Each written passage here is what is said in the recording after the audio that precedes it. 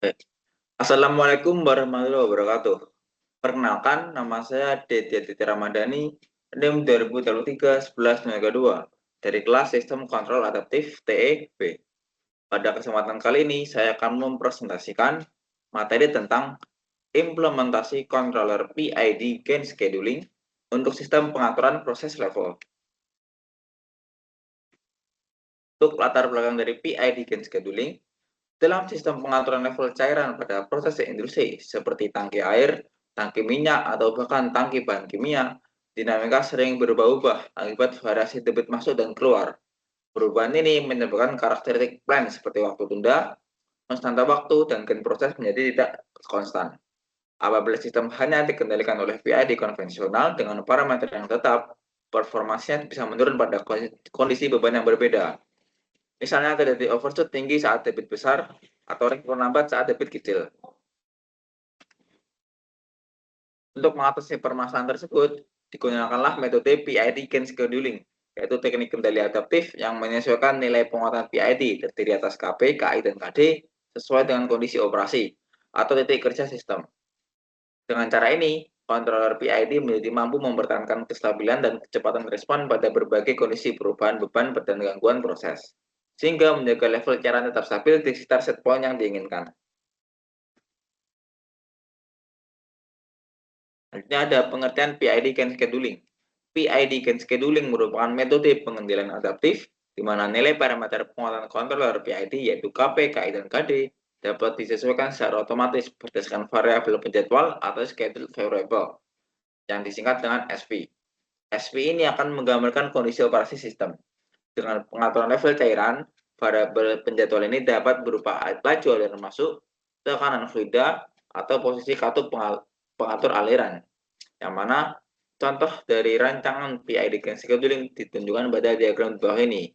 Diagram ini memiliki sistem kontrol loop tertutup yang merupakan sistem kontrol utamanya dan juga proses pembacaan jadi yang digunakan untuk membaca variabel penjadwalan.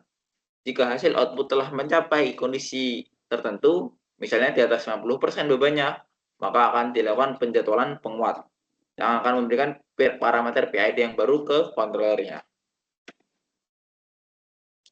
Selanjutnya ada struktur dari PID Gain Scheduling. Struktur umum dari PID Gain Scheduling pada sistem pengendalian level cairan air terdiri atas sensor level, variabel penjadwal atau SV, blok penjadwal penguat, controller PID, aktuator, dan plan yang berupa tangki proses. Sensor level mengukur tinggi permukaan cairan, sedangkan flow meter membaca debit aliran. Berdasarkan informasi tersebut, blok penjadwal penguat menentukan parameter PID yang sesuai. Controller PID kemudian menghasilkan sinyal kendali untuk aktuator agar level cairan tetap stabil. Dalam kondisi normal, controller menggunakan parameter standar, tetapi ketika debit aliran berubah, scheduler atau penjadwal secara otomatis menyesuaikan parameter PID. Nilai KP dan KD dapat dinaikkan untuk mempercepat respon, sedangkan KI disesuaikan agar sistem cepat mencapai steady state tanpa overshoot yang berlebih. Ada pula prinsip kerja dari PID Gain Scheduling. Prinsip kerja PID Gain Scheduling adalah ketika kondisi proses berubah, sensor membaca nilai level cairan dan variabel penjadwal. Berdasarkan data tersebut, blok penjadwal penguat memilih parameter PID yang sesuai dari tabel penjadwalan. Controller kemudian menghitung sinyal kendali berdasarkan error antara set point dan nilai aktual, lalu mengirimkan sinyal ke aktuator untuk menyesuaikan aliran fluida di dalam tangki.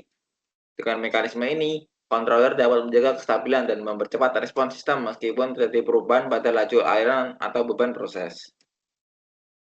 Selanjutnya ada hubungan antara BAM test dan PID Gain Scheduling. Sebelum menerapkan Gain Scheduling, diperlukan kembali proses identifikasi model sistem agar parameter PID yang sesuai untuk setiap titik operasi dapat diperoleh. Salah satu cara identifikasi paling umum adalah BAM test atau uji tangga.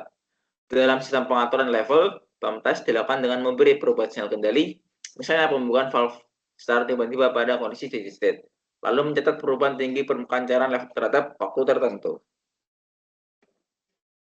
Dari model ini, parameter PID yang terdiri atas KP, KI, dan KD ditentukan menggunakan metode pengenalan seperti Ziegler-Nichols.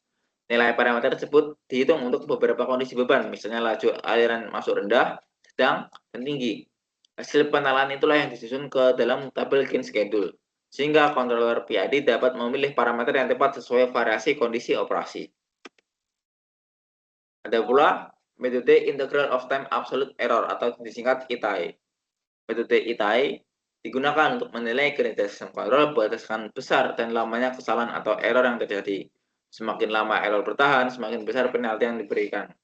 Sistem dengan nilai ITAE yang kecil menunjukkan respon yang cepat, error yang cepat hilang, dan osilasi yang rendah.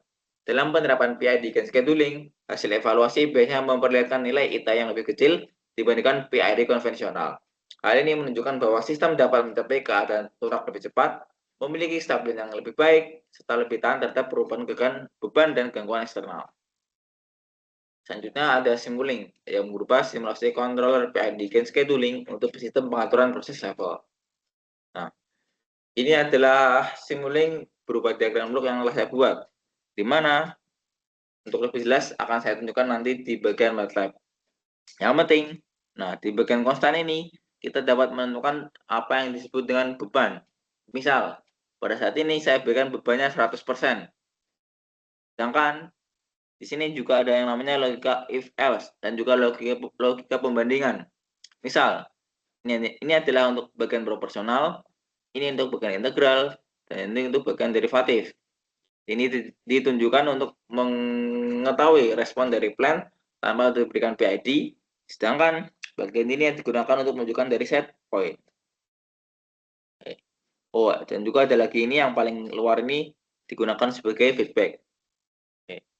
Pertama, ada yang label yang saya gunakan yaitu label GoTo A, di mana nilai dari GoTo A ini akan tergantung dari set point atau beban yang kita berikan. Kemudian, hasil dari set point tersebut akan dibandingkan nilainya. Misalnya, ada pilihan nilai seperti 25, 50, 75, dan 100%. Misal, jika kondisinya sedang dalam kondisi 100%, maka maka nilai dari PID yaitu proporsionalnya 4,357, I-nya 0,071, sedangkan D-nya 79,25. Kita lihat lebih jelas. Nah, di sini. Seperti yang saya jelaskan tadi, pada sistem ini menggunakan logika pembandingan. Dengan beban 100, maka akan memiliki nilai proporsional 4,337. Ya kan? Pada logika 100 juga pada bagian integral akan mendapatkan nilai KI sebesar 0,071. Pada saat yang sama, nilai dari KD saat bebannya 100% adalah 79,25.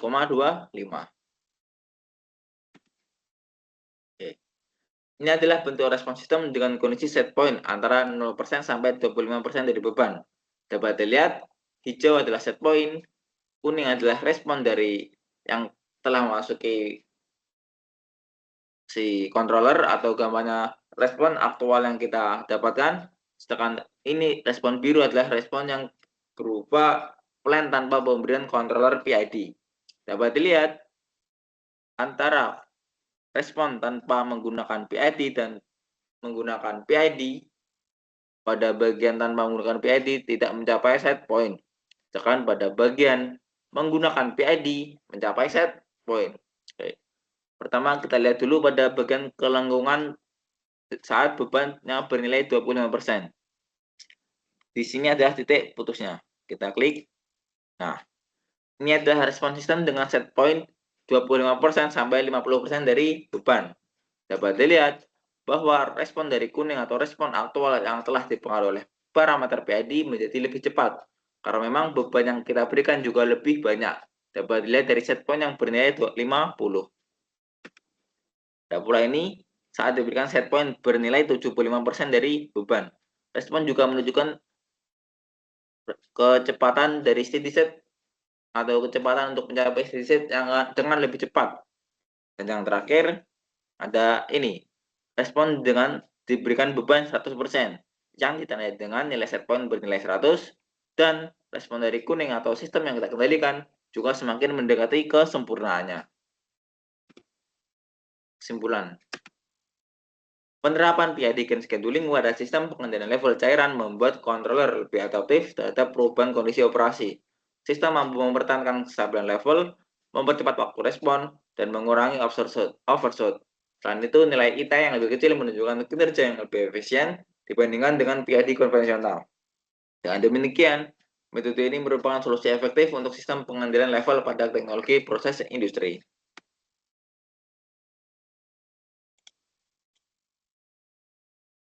Berikut adalah dua jurnal yang saya gunakan sebagai referensi, di mana pada bagian atas ini adalah jurnal yang saya dapatkan untuk membuat diagram log dari Simulink. Sedangkan jurnal pada bagian bawah ini saya gunakan untuk mendapatkan materi tentang PID Gain Scheduling. Baik, sekian presentasi dari saya. Terima kasih. Dan wassalamualaikum warahmatullahi wabarakatuh.